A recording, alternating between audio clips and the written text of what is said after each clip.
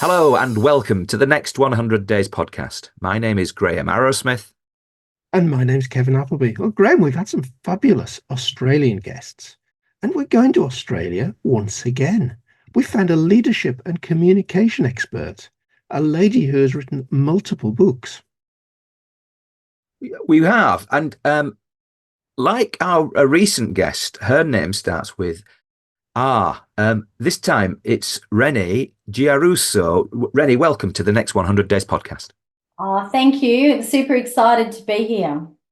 Well, we're delighted about that because, you're really in demand out there. You just told us a few minutes ago that you've just done a speech at a hospital. I mean, it's a bit of a warm-up act, isn't it? I mean, by the way, we're all going into surgery and you're there and you're saying, don't worry, you'll survive. And you're more or less right most of the time. But what were you talking to them about? Emotional intelligence today. So Okay. bringing the human element back in a digital world that I think is getting a bit cluttered with AI and chatbots, and Yeah. I think they serve a bit of a purpose, but I think there's nothing like the human touch and Yeah. human interaction. Got you. So these were people who were running the hospital, presumably, rather than Yeah, the patients. yeah, no, not the. I'd love the patients there, but I thought no, we'll work on the leadership team first. And Yeah, yeah.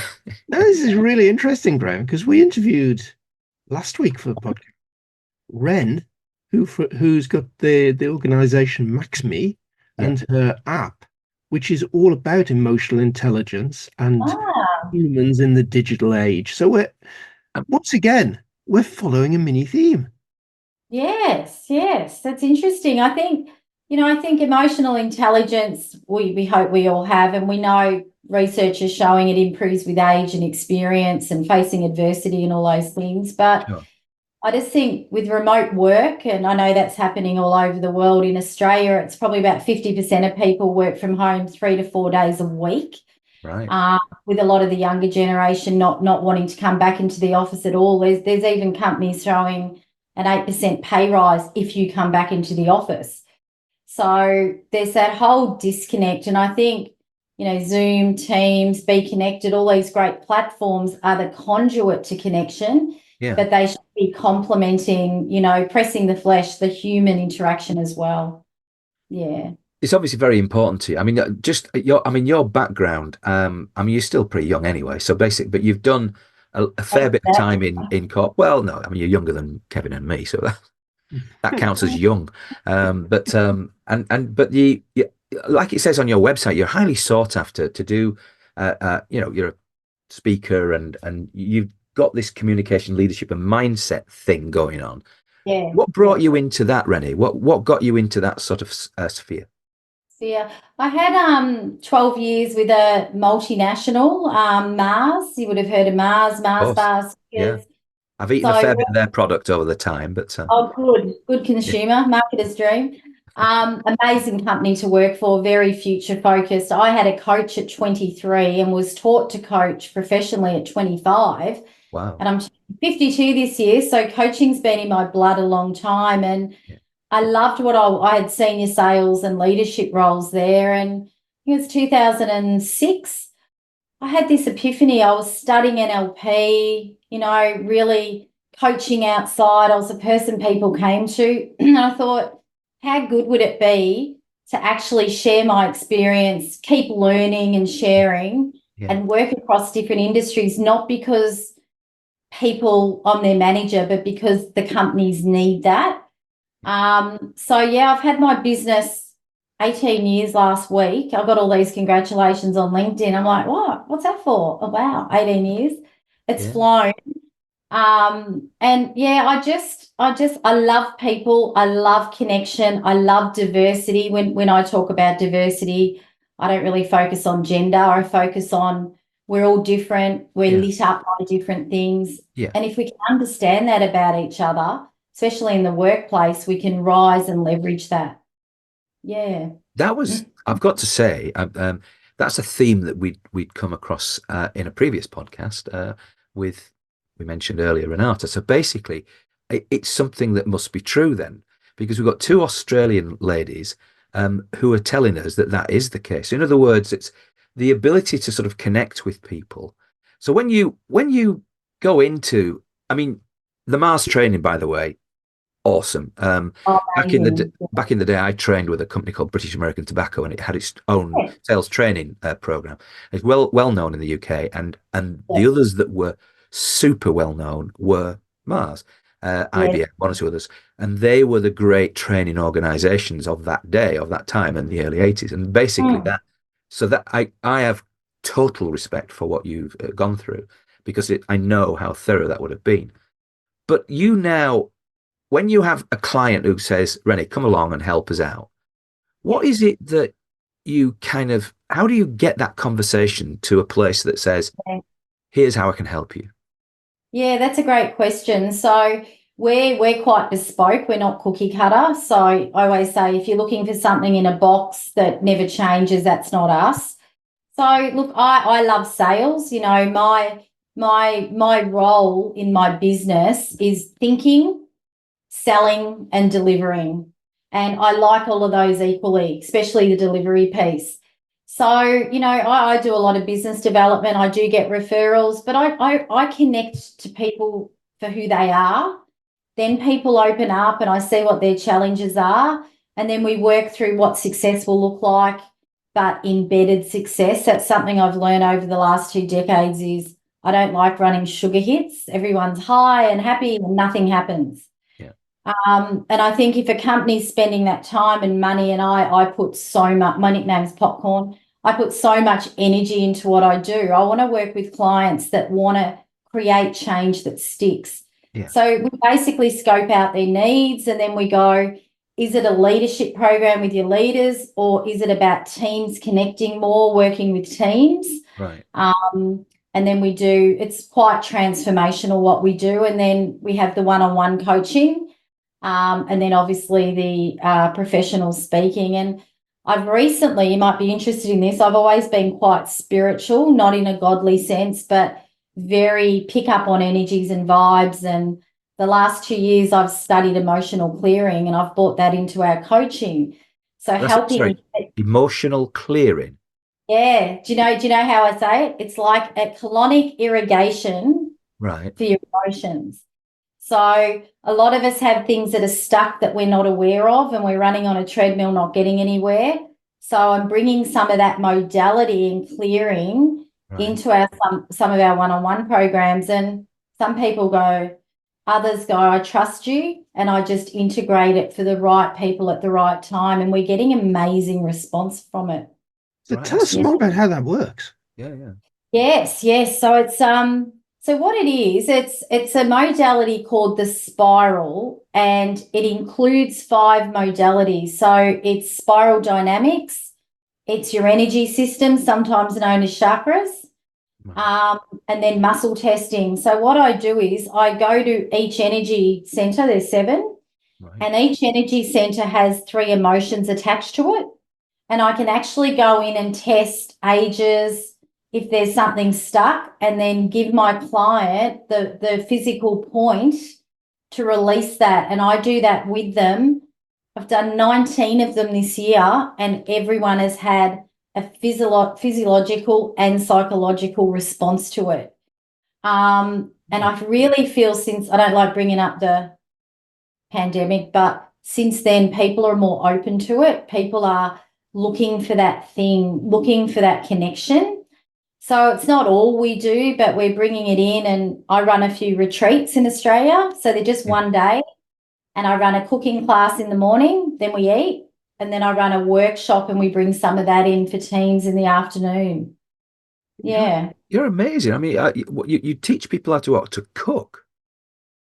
Cooking's my passion out of work, and I've left it as an out of, you're probably both the same. You have these different passions, but they, as much as you love them, they become work. So I've been writing since I was 8 years old. I've got boxes of little books I've written.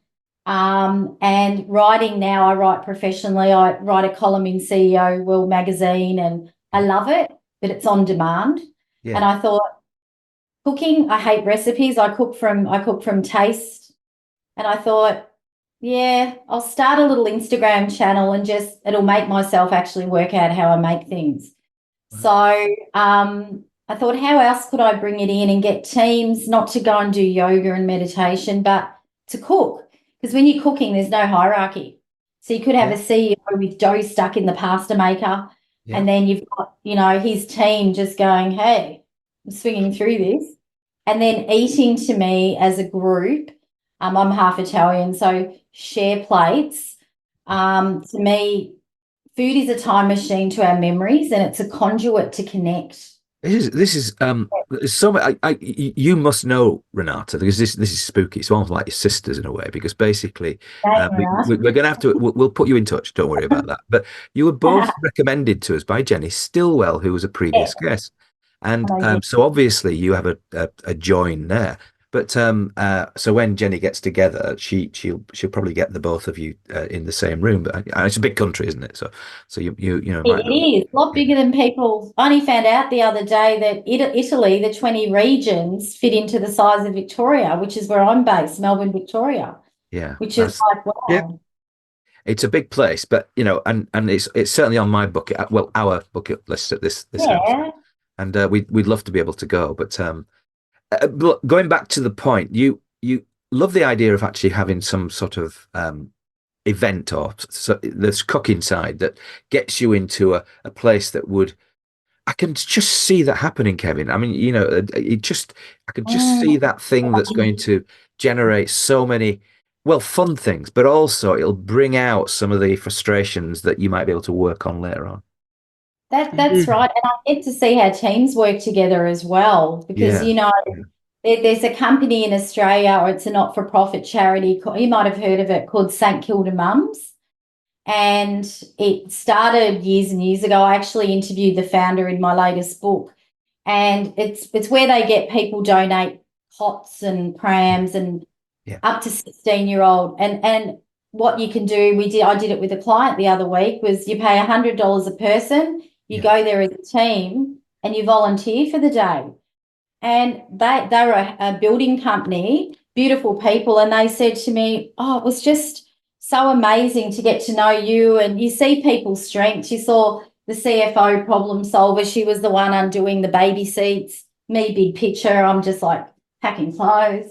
So, yeah, it's really cool. It's good to see those dynamics. Yeah. You've got dynamics in your company name, haven't you? It's RG Yeah. Dynamics. What was that? What was behind that? Largy, my surname. So my business when I started was called Metamorphosis Consulting. So you see, lucky you didn't have to introduce Renee Giarrusso from Metamorphosis Consulting. Yeah. It was far too big. So I then thought, with my thought leadership, it's all about getting me as a brand out there. So that's the company name. And then Limitless Leaders is our sort of brand for all our leadership. Yeah. And then the gift mindset culture is all the team and the mindset programs. I'm really glad that you brought that up, because that's what stood out to me about you, Rennie, and this idea of the gift mindset. And I kind of read a little bit to be confused, but basically, can you sort of explain what the gift mindset is and why it's so important? Yeah, so the gift mindset came to me as you come up with little memes and things in your head. When I was 23, I lost my dad at 49. He was 49 years old. And he passed away suddenly on a Monday night, like literally at the dinner table. I wasn't home. And my 8th assessment centre to get into Mars as a graduate was the next morning, the Tuesday morning. And the last thing my dad had said to me was, I don't want to see you till you get that job. So I hadn't seen him for 3 weeks. Anyway, he passed away that night, and call me ruthless or whatever. I went to the assessment centre the next day. I didn't tell them. I got through. I think we had to design a chocolate bar. You're on a boat. Who would you save? All that stuff. Big day. And then right at the end, I collapsed, and they didn't know anything. And I said, I've had a flu. And they said, you've got the role, but you've got to go and have a medical now. I was like, so I ended up getting that job. But the gift mindset is a concept I've talked about for many years, and then I penned it in 2021. It's simply looking at challenging people and situations and positive people and situations, the gifts, being willing to unwrap the lessons. So lessons are gifts. And I liken it to difficult people. We all have them. If you're listening to this and you don't, you will. Difficult people are like Kris Kringles. You ask for aftershave and you get socks, right? Right. But they can teach us the most. So the book's all about stepping back. In the book's written for schools, CEOs, mums and dads, anybody.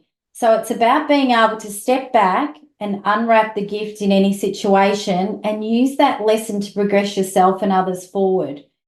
It matters in the workplace because we all know there's silos. We get caught up doing, not being.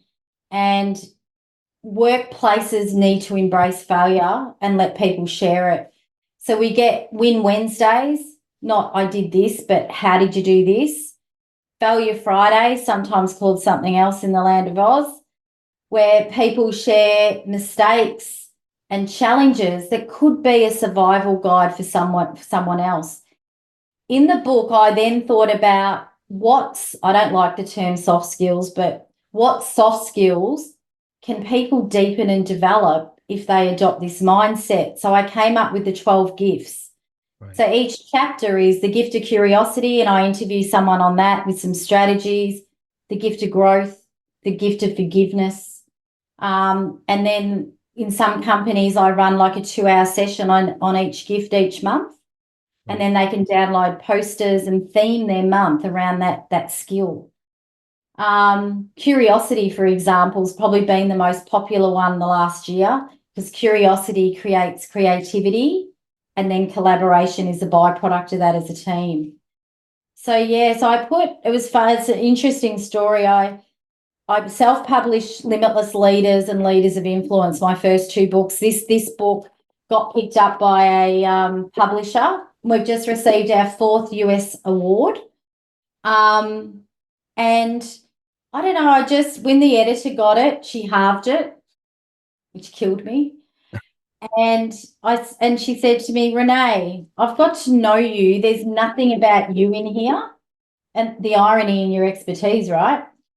And I said to her, I just feel a bit indulgent, but I share the story of the gift of courage. My dad coming out from Italy when he was 2, the first boat from Sicily during the war to Australia, to Kuirup, middle of nowhere. And, I had a 6-year IVF journey that wasn't successful and how I accepted that. So a lot of my clients especially always go, wow, I didn't know that. So again, it's bringing that human piece back. I can understand why she asked that, because you clearly have lots of depth there that probably got you to the place that you could share these gifts, if you like. I'm if somebody's I'm just mentally trying to get my head around the idea of giving the gift. So in a situation where I'm with, say, I don't know, Kevin, and basically I want to share Kevin. We're talking about something, and I'm then unwrapping a gift about curiosity because it's going to help him in some way. How does it manifest?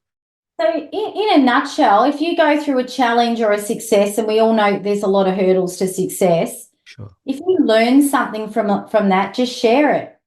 Right. And it could be about, hey, Kevin, this happened and it didn't work, but I was curious, but this helped me become who I am and who I'm continually becoming. It's all about, my mission now is to create a movement where people share the crap basically and the good. Yeah. So I went into a few workplaces and did some research and why people don't share their lessons. There were 7 key reasons. What do you think I know I'm turning the podcast around here. What do you think the number one reason was that people don't share successes or maybe failures at work? Yeah, I would say they probably don't feel as though they're significant. Yeah. They suppress them. They don't even know them. That's one of them. Judgment from others. Yeah, I was going to say I don't want to help somebody else. Yeah, my team's great. So I've had people say this. Yeah. I've even had people in businesses go, I don't want to refer you to the rest of the business because you're my secret weapon. Yeah, exactly. Yeah. Judgment. Yeah. I had a success. I look like I'm gloating, or I had a failure. Why would I share that? So, I write a lot on LinkedIn about how is your organization sharing values and creating, it's a bit old, psychological safety for people to actually stuff up and learn, because the best ideas come from mistakes. We know that. Yeah. Your typical clients then, are they corporate clients? Yeah. And do you have a minimum sort of requirement of, they need to be a certain size, a number of people? Yeah. Look, I'm attracting a lot of small businesses this year, and I'm happy to work with them. Sure. But yeah, usually eight to 20 when we do the group stuff, so we can have it very intimate. Sure. Obviously, one-on-ones, corporate and business, and you would know this, especially one-on-one work, 80% of it's not about work. I don't like work-life balance stuff, because we're one person, right? Bring your whole self to life. Yeah. I think we need integration, not balance. So does it help you that you're quite direct? am I? Yeah, I mean, bordering on rude, to be honest with you. But no, I mean, I'm only.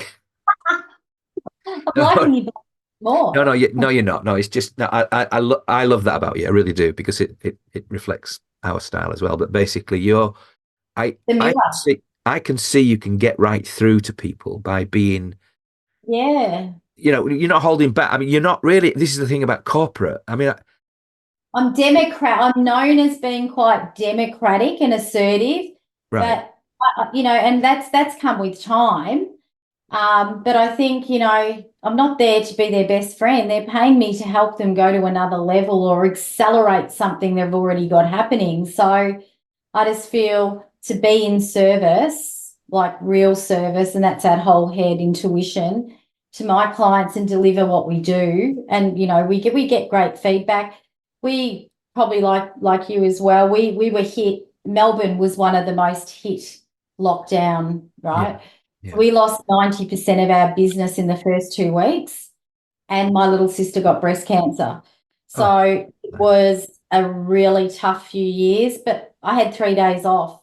I ran free workshops. I helped HR, big programs, went to half a day a month. I was doing work, global night work. Sure. We've got through, but it hasn't been easy, but it's really given me that line of who I want to work with and who I don't now, in a nice way. Yeah. So do a lot of your clients, are they females that employ you, or is it mainly male? About 50-50. Okay. All right. That's Yeah. interesting. But they tend to be C-suite people then. Yeah. So normally I speak to HR people and performance. They're predominantly women. They are. Right. Yeah. I might have someone see me speak at something and say, hey, Yeah. I'll introduce you in. But I do work with the emerging leaders, mid leaders, and C-suite. So our programs are a pathway where possible. It's similar in some ways to your business, Kevin, with this growth CFO thing that you're involved with. That this is aspirant sort of financial director. So basically, people on the way up, and some of the ones who've already made it. Yeah. It's interesting that we're really talking about more technical skills. Yeah. We're trying to advance people with the skills and competencies they need to be finance leaders, CFOs. And yeah, we're touching on some of the soft skills, but I think there's a lot more that we could do and pick up on some of the things that you're talking about, Renee. And we've talked about the gift. Tell us a little bit more about the other book that I can see behind you, Limitless Leadership. That was my first book. So that's all about limitless leadership. So going from what you do well narrowly, maybe being technically brilliant, because a lot of technical people are brilliant, but they're usually, a lot of them, not always, but they work on their own. They're quite autonomous. They've shared responsibility, but they like going off on their own. To really going to, managing self, managing others, managing leaders, leading leaders. And for me, limitless is leading industry. And, if you say what is limitless, because it's a big word, for me, it's just simply never really being an expert, learning something, unlearning it, relearning it, and evolving. So if you think of the pandemic, I was 95% face-to-face, flying around. Then I had to go, I need to unlearn not my content, but how I do what I do. Oh, yeah. And I had to relearn, Zoom, Teams, even the activities we were doing on them, to evolve and stay relevant. So I think everyone's limitless. It's a choice that we have. But yeah, it is interesting what you say, because a lot of the companies we're doing work with are technically brilliant, and they've got those competencies, but this EQ stuff and mindset, don't worry about anything if your mindset's not right. That's imperative. And But they have survived though, haven't they? I mean, they've survived. I mean, I've worked for one comes to mind, but I won't mention it. But the thing is, they basically were um, had a particular type of culture, and they're an yeah, American-based company. And effectively, one of the things about them was that, um, for me, it wasn't a particularly friendly senior level, and I think that yeah, percolated, and therefore, me being me, I kind of, even though I was like an intrapreneur. So I'd always run into problems in some ways. yeah, And yeah. you get the odd person who'd support you, but the fact is, it, Oh, it was a disconnect between an inner culture. And so but nonetheless, these companies have survived possibly without the EQ that you're offering. So do they they get have. better? Do they get better with it? EQ's learned. I think a lot of people have survived, but I think to stay future fit, Yeah. they've got to really tap into these skills. And I mean, I got interviewed with, you would have heard of Accenture. I was on their panel last week, EQ in negotiation. Right. So every presenter before me was do this and this is the step, and I got in and said, that's all fine, but if you're not building a relationship, you don't have to be their best friend, but building rapport, planning, getting to know. I always say read a room to lead a room, walking in and negotiating, get in early, sit in the right spot, look at what's not being said, look at the nonverbal cues. And they loved it. They were like, wow, these are things we actually, empathy, optimism, these are the things we haven't thought about. Yeah. So I think it could only enrich what they do. And Yeah. they're prepared to pay you for it. So I mean, that's a good gig. Yeah, yeah, Yeah, I yeah, mean, if you've spotted something that they don't have, and you can educate, or educate's probably the wrong word, but yeah, maybe. release it from within. Because frankly, if there's nothing in there, if there's no ingredients, you're not going to make a cake, are you? Oh, I love it. You're using my little cooking metaphors. That's right. You can have all the right ingredients, but I always say the soft skills are like the bicarb of soda. If you don't have those, the cake will be there, but it's not going to rise as No, much as it could. no. Yeah. It's forgive me, Kevin, but it's going to be like a finance director cake rather than a marketing cake. Which would be, Yeah. wonderful and lots of, but the finance cake Yeah. would be like a flat cake, Kevin. You don't mind me saying that, do you? No, no, But no. it's The marketing cake will be very nice and very look very good, Yeah, and probably be completely unaffordable because the finance people haven't been sort of telling you yeah. how to get the best value ingredients to put in it. that's probably true. But I love no, no, but honestly, Renee, you're one of these people who makes a big difference in organizations, and they do love you. I can see that, this one on your website here, which possibly my favorite presentation of the bunch, well delivered. The thing is, why did she need? It's HR manager, so it's a she. Why did she have to say possibly? I mean, yeah. Own you it. get she's worried about legal having a go. I mean, why not just say my favorite presentation of the bunch, well delivered? In fact, if I was you, take that Think in possibly the off. head. Okay, I might just say possibly. That's the head talking, not the heart. Yeah, I yeah, love, and I think we all do it. We all naturally are logical, compassionate, or intuitive, and I think yeah, we need that balance. yeah, And it's funny when I speak to especially senior leaders that are, I'm here to cut heads. They actually say that, right? yeah, And I say, how does that make you feel? And they go, what do you mean feel? So then I bring in all the other bits. But my mantra in life is do what lights you up. Yeah. And we have a tool that's actually from Belgium called IWAM. And it's one of the two tools that aren't my own that I've written. And I've used it since 2007, and it is profound. It looks at what energizes you, not what you're good at, Yeah. what energizes you and the language related to that. So I've written a team program around it. So I'm just making this up. If Kevin's loves solving, loves going to the nitty gritty, and you just Yeah. want to achieve a goal, Yeah. in a normal situation, you'd butt heads, but you could actually go, Kevin, that's great. You've let me look at the problems I'd forget. You'll think he's a nitpicker. He'll think you're gung-ho. And then all of a sudden you have this dream team. Yeah. And it's profound. And I always say, do what lights you up, especially on a Monday morning, because it sets the tone for the week. So Yeah. if you love working with people or your team, I can't tell you how many people go, Renee, I'm feeling flat, and I'll be like, what's going on? Oh, and I know they're people.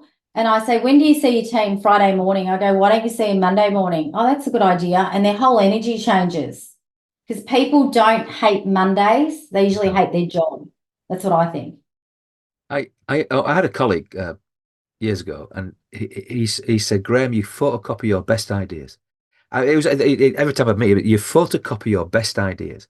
Mm. Andy was actually, he was a foil. He had a little bit more of the nitty gritty. He was also quite creative, but nonetheless, he was more. Yeah, you And have I want him fun. around me because of that. And Yes. yeah, I don't mind photocopying my best ideas because you'll get them from anywhere as long as you make Yeah, more.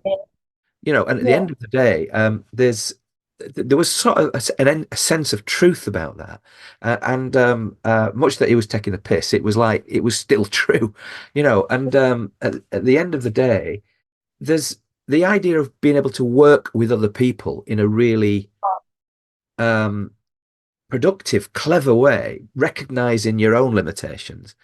Yeah. You obviously did that when you were barely a lass, really, when you were in your 20s, which is amazing Yeah. now because you still got another at least 10, 15, maybe 20 years of a career to Okay. go. Yeah, Um, yeah. well, yeah, I mean, unless you take up with the wrong people, I mean, it could all go downhill very quickly, couldn't it? Let's face it. I could be on 60 Minutes or something. Yeah, Yeah, I think I say people in a night, this isn't a race thing. People are colours, be a rainbow. yeah, So someone's really detailed and I'm very big picture. I work with some banks. I work across a lot of industries. So banking, I will be more structured, more considered. When I'm yeah, with the marketing team, I'll just be me. yeah. So not changing who you are, but just tweaking it, because you'll build deeper rapport and connection by Mm. doing that. But just appreciating each other. And I don't know about in the UK and where the work you're doing, but bringing in gratitude, the gift of gratitude into a company culture is a game changer. Well, I guess Absolutely. I guess we, Kevin and I, have a little bit of gratitude because technically that's what we've been doing for nigh on 9 years. We've been interviewing people really without fear that we're actually asking something of them. It's to celebrate them and to bring that to an audience of people who are interested in listening. And at the end of the day, people are going to listen to yourself and they're going to be thinking, how on earth do I get in touch with Renee? And will she actually ever speak to us in the UK or wherever, Oh, even in America? that's my next plan. I mean, I'm doing a bit virtually, but yeah, I'd love to get to the US, probably speaking and then other things. Yeah, We've and you'd see, I'm sure you both see a lot of this, especially at senior level. There's really a lot of debating. right. I see a lot. I don't know if you have them over there. You know those little dogs that sit on the dashboard and their heads go, yeah. And then they walk out and then they just go, oh, that was crap. We're not going to do that. And. So about a year ago, another coach and myself came up with a game, a debating game. It's up there, 2 sides in 2 minutes. And we're not making an app. It's to get people back. And it's really, really cool. And it's about what you were saying. And you pick a topic and you get fun topics, you get blanks, you can write. You pick a topic and say, Kevin, picks at one of the 12 communication things to look at. Yeah. You talk for the topic for a minute, then against it for a minute, evenly weighted, and Kevin has to work out what side you're on. Oh, right. And I ran it at the World Contract Conference, 150 people in a room, and it was amazing. And someone put their hand up, and you always get one, and he said, Renee, it says successful leaders coach. Don't agree. This is in front of everyone, right? And I said, it's fine. I want you to pretend for a minute that you do. He goes, yeah, okay. At the end, he gave us a video testimonial and he said, I'm on the other side now.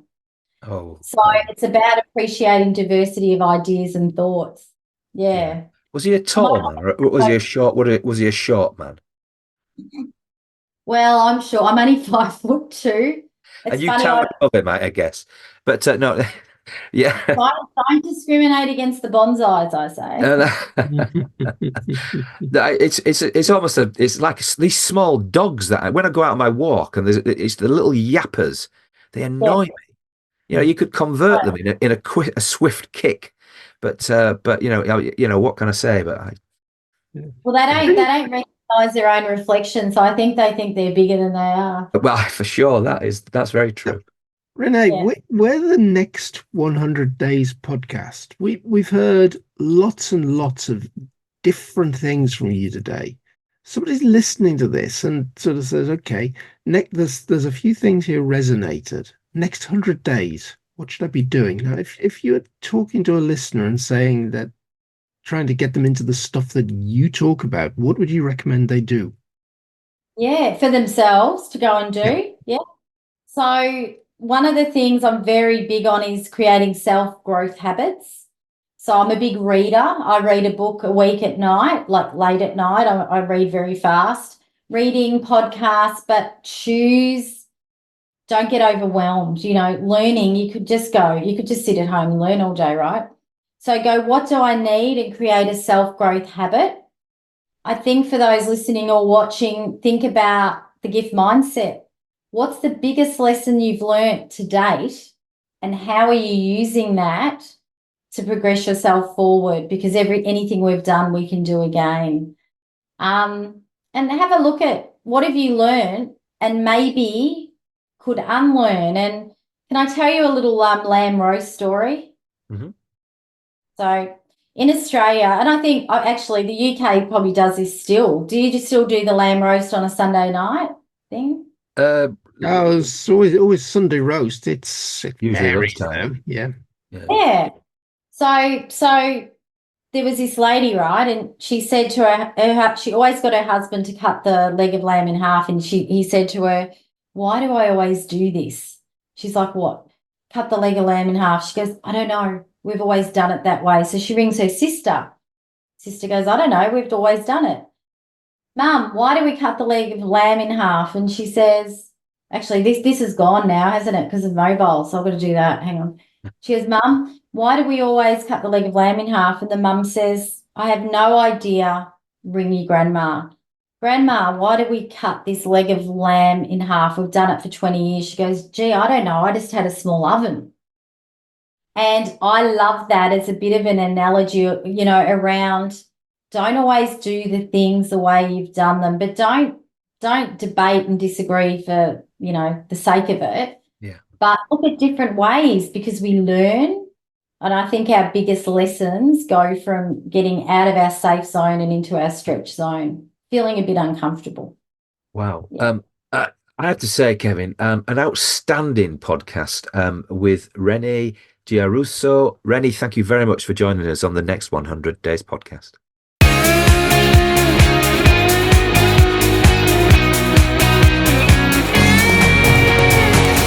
Wow, Graham, there was just so much in there. Oh yeah, yeah. You said it when we were just chatting off air to Renee that she has so many aspects to her Like she's a constant reader, isn't she? She'll read all the time, but she's also got ideas for her future. And I just love that idea of counter arguing. So you argue for one thing for A, and then you have to argue for the B. And it's that appreciation of the other person's point of view. Oddly enough, something that came up with the previous podcast with Renata, which is really interesting. It's obviously something that works. But I think put these two podcasts that we've done with first of all Ren and now Yeah, Renee together, yeah, and there's so much powerful stuff there, Graham. I know after mm, recording the podcast with Ren, I downloaded her app and started having a look at that and saw something in there that was very similar to something that you and I have looked at before, StrengthsFinder. oh yeah, yeah, Now looking at The Gift and Limitless Leadership, Renee's two books, I certainly want to get a hold of a copy of The Gift. So yeah, I think that's a very interesting way of thinking about things. And we hear an awful lot about gratitude at the mm, moment, mm, but you know, practical applications of gratitude, I think, yeah. are few and far between. And that idea of taking situations you've been in, even difficult situations, and being grateful for the learning coming out of them, that's powerful. Yeah, it's sometimes for me. Sometimes I'll not suppress it, but I'll just not talk about it. And so not too long ago, I started a business, and to be honest with you, it didn't work out. But I've not really unpicked all of that. There were some mistakes made and so forth, and there's some lack of motivation on my part to really push forward, given some barriers. So there are some things in that I've not really, in a sense, dealt with. But I don't want to go to some sort of shrink or anything. It's just basically it's there, but there are some lessons in that which might help me at some stage just by talking them through. But at the end of the day, you learn through the reverses, because if you don't, then you're really not going forward. But I've now got some fantastic ideas, and I want to, and I'm potentially working with some really interesting people. So it's only moved me forward into places that I'm trying to do things that are maximizing my strengths. And when we look back and reflect on this podcast with Renee Giarrusso, she has had all kinds of things dealt towards her, and she's, you know, made the most of them, and she's prepared to share some of those issues. Certainly in the gift mindset, it's a book that I want to read as well. I think there's some words that are standing out to me, Graham. I recall Renee saying, it's not what you're good at, it's what energizes you. You should be focusing on. So Yeah, just going and looking at your strengths isn't necessarily all there is about things. And we talked a lot about focusing on strengths and not weaknesses last week. yeah. But take a subset of those strengths. What is it that energizes you? What is it that makes you want to get up in the morning? What is it that fascinates you? Mm. Well, if you're asking a question, we haven't got enough time in this podcast to answer it. But the end of the day, one of the things that's got me up today was the prospect of speaking to Rennie about what she's doing. And I think the one thing that you and I have had very successfully, I think, over the last 9 years, and it doesn't matter how many thousands of listeners we've had. What it matters is that we've produced a set of content based on genuine conversations with other people, but in our own style. We haven't sort of followed. I get approached every single week from somebody who wants to tell me how to do podcasts. You probably do as well, Kevin. But at the end of the day, it's not offensive. It's just unnecessary. I don't. Thanks. I'm sure I could do it better to your template, but I'm quite happy with ours. And by the sound of it, so are our guests. Yeah, there are many ways to skin a cat. Well, and on that murderous bombshell that Kevin's just revealed that he hates cats, I've been Graham Arrowsmith. And I've been Kevin Appleby, and I'd remind you of the best book ever written. It's not The Gift Mindset or Limitless Leadership or any of the other books we've had on the podcast. It's 101 Uses of the Dead Cat. I've been Kevin Appleby. Goodbye. Goodbye. I didn't know whether you were going to stop then. That's good, Kevin. Yeah, that's pretty good. Oh, right. I've got a real blocked nose at the moment. I wanted to know if there's a remedy. I've been taking Sudafed so I can just breathe. Oh, Um, and it how long has works it been going on? as long as you're bloody cold, as long as you're cough. You've had your cough for a fair old while. Yeah. Because Get it's yourself. My cough has more or less gone. I think I've just got a dry throat this morning because I've come and had a shower, come downstairs and done this podcast without yeah, having anything to drink. I think that's all my problem is this morning. okay, But if that blocked nose is causing a problem, Graham, get yourself across the doctors. okay. Fair enough. Well, yeah, I'm. What I'll do is I'll research other things as well. So for instance, if we can make a little tincture from natural things, that works fine. Because I don't like the idea of shoving medical things up there. Anyway, No, but but if you if are something right. like Sudafed, which is quite powerful, isn't doing anything, Graham, Oh no, it is. No, I yeah. sleep like a log once it's up there. It's just Mhm. I don't like the idea of having to use it. That's all. Mm, It's like take too much get that. medicine. Yeah. Anyway, look. Sadly, Newcastle lost last night, which is a pain for you. But The pain, yes. same result as we got, which although a slightly different game. But Yeah, they were playing lucky with their first goal. I didn't Complete see any of it, defensive to be fluke honest. from us Yeah, and put us on the back foot. yeah. I We just we we went in, got the equaliser, but we were chasing the game. We were pushing to try and yeah, go ahead, and they got another goal against the run of play. yeah. Well, it's sad that you fans go all the way down to London again and then come away with bugger all, Yeah. potentially against a side like that who, frankly, haven't been playing well at all. But you'll come The good. the millions that have been spent on that team, they I know are it's ridiculous. And they're all an hugely. 8-year contracts. Well, try and spend again some more at the summer. What's going to Mhm. happen then? Are they going to flog these people off for pennies on the dollar? I mean, it's not going to be like that. I just don't. I don't know how he's going to get away with it. But eventually, hopefully, that'll catch up with them and they'll be clubbed back to the Stone Age. I don't have much time for Chelsea. Yeah. Yeah. The Abramovich days have well and truly gone. Well, they got away with murder then. At the end of the day. But anyway, look, do the same again if you would, Kevin. Would you be good enough to upload it as soon I as? will.